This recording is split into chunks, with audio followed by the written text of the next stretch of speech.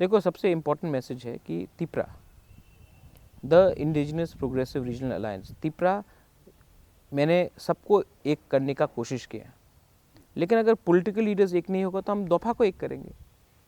और मेरा तिपरा का जो वॉलंटियर्स है वो सब गांव जाकर आपसे मिलेंगे, आपके संग काम करेंगे।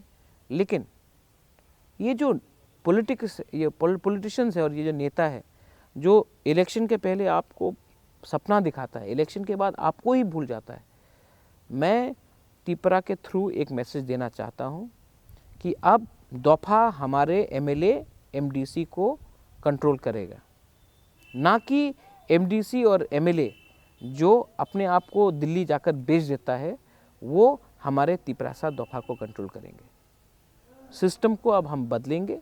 आने वाले दिन में आप देखना कि तिपरा का जो आवाज़ है, तिपरासा का जो आवाज़ है वो दिल्ली पहुंचेगा और दिल्ली भी समझ ले कि आप हमारा एमएलए को कंट्रोल कर सकते हो, आप हमारा एमपी को, एमडीसी को कंट्रोल कर सकते हो, आप तिपरासा को सिर्फ ये पॉलिटिशियन के थ्रू कंट्रोल नहीं कर सकते हो।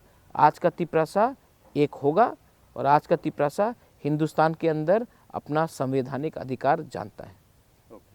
अपना जो तिपरासा चैनल्स है उनको भी मैं प्रायोरिटी दे रहा हूँ, क्योंकि जब तक हम अपने चिनी खोरांग हो, कॉकपिन हो, कॉक त्रिपुरा हो, सरंग जाति हो, जो भी हमारा जो हकतौर चैनल हो, जो भी है, अगर हमने अपने तिपरासा चैनल को, अपने तिपरासा मीडिया को आगे नहीं रखा तो हम भी नाइंसाफ़ी कर रहे हैं।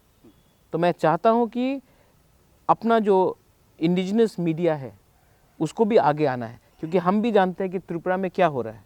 अगरतला में आप लोग को मौका नहीं मिलता, लेकिन शहर किसी और का हो सकता है, गांव पहाड़ हमारा है।